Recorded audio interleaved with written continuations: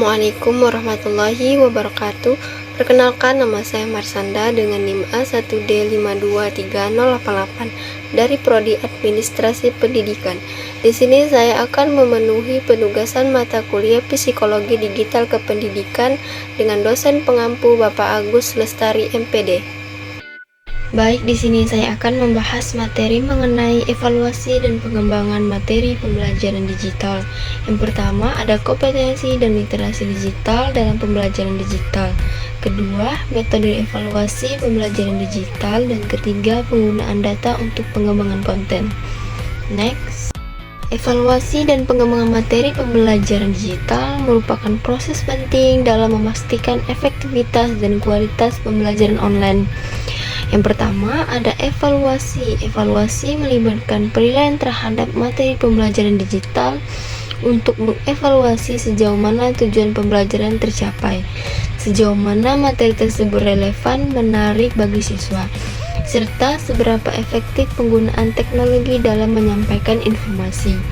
Sedangkan pengembangan berkaitan dengan perbaikan dan peningkatan materi pembelajaran berdasarkan hasil evaluasi serta penyesuaian terhadap perkembangan teknologi dan kebutuhan siswa. Pertama, saya akan membahas kompetensi dan literasi digital dalam pembelajaran digital.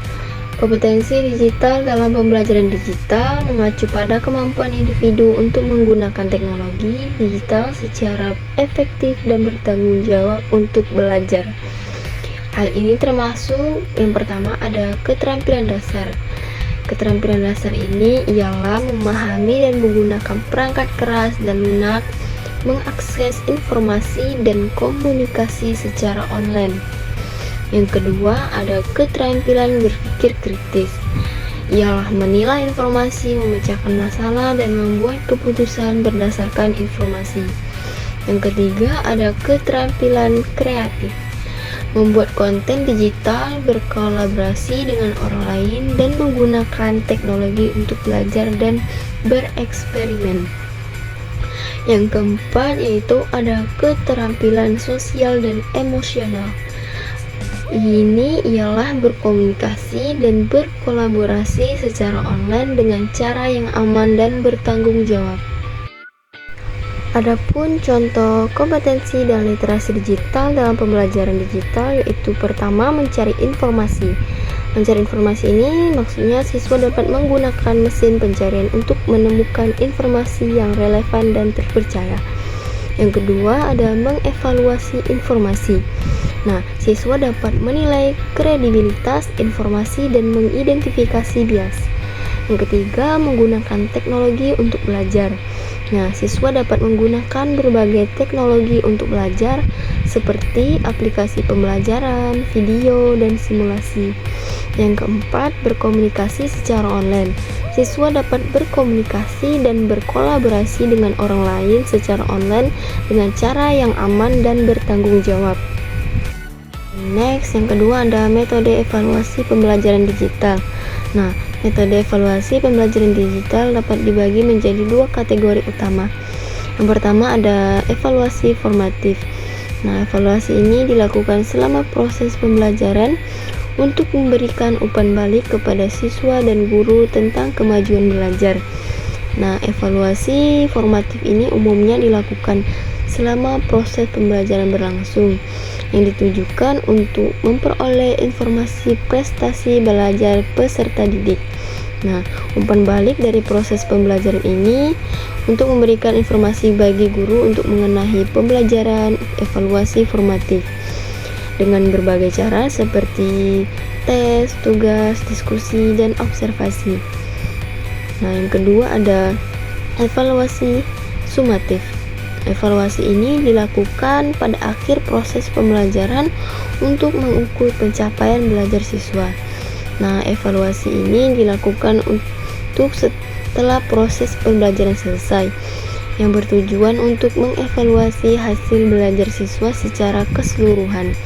Nah, evaluasi sumatif dapat dilakukan dengan berbagai cara, seperti ujian akhir, tugas akhir, dan proyek. Dan adapun contoh metode evaluasi pembelajaran digital, yang pertama ada tes online. Nah, tes ini siswa dapat menyelesaikan tes online untuk menguji pengetahuan mereka tentang suatu materi. Nah, yang kedua ada proyek digital. Siswa dapat mengerjakan proyek digital untuk menunjukkan pemahaman mereka tentang suatu materi. Yang ketiga ada portofolio digital. Siswa dapat membuat portofolio digital untuk menunjukkan pekerjaan mereka dan kemajuan belajar mereka. Yang keempat ada diskusi online. Nah, di sini siswa dapat berpartisipasi dalam diskusi online untuk menunjukkan pemahaman mereka tentang suatu materi dan kemampuan mereka untuk berkomunikasi dengan orang lain. Next. Selanjutnya yang ketiga, penggunaan data untuk pengembangan konten. Data dapat digunakan untuk mengembangkan konten pembelajaran digital yang lebih efektif dan menarik bagi siswa. Adapun beberapa cara penggunaan data untuk pengembangan konten. Yang pertama adalah memahami audiens. Nah, dengan memahami audiens, mereka pembuat konten dapat membuat konten yang lebih relevan dan menarik bagi mereka. Yang kedua ada riset topik. Dengan menggunakan data ini, pembuat konten dapat memastikan bahwa mereka membuat konten yang sesuai dengan minat audiens mereka. Yang ketiga, membuat konten yang relevan dan menarik.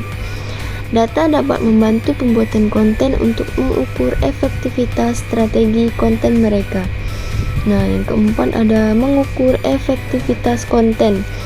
Dengan menggunakan data ini, pembuat konten dapat melihat apa yang berhasil dan apa yang tidak, dan kemudian membuat penyesuaian pada strategi mereka. Selanjutnya ada contoh penggunaan data untuk pengembangan konten. Yang pertama ada analisis data pembelajaran. Analisis ini data tentang kemajuan belajar siswa dapat digunakan untuk mengidentifikasi area yang perlu diperbaiki dan untuk pengembangan konten yang sesuai dengan kebutuhan individual siswa. Yang kedua ada personalisis pembelajaran. Nah, data dapat digunakan untuk mempersonalisasi pembelajaran bagi siswa dengan memberikan mereka konten yang sesuai dengan minat dan tingkat kemampuan mereka. Tiga ada umpan balik real time. Data dapat digunakan untuk memberikan umpan balik real time kepada siswa tentang kemajuan belajar mereka. Nah, yang keempat ada rekomendasi konten. Data dapat digunakan untuk merekomendasikan konten yang relevan dan menarik bagi siswa. Mungkin itu saja yang dapat saya sampaikan. Semoga video ini menjadi bermanfaat untuk kita semua. Wassalamualaikum warahmatullahi wabarakatuh.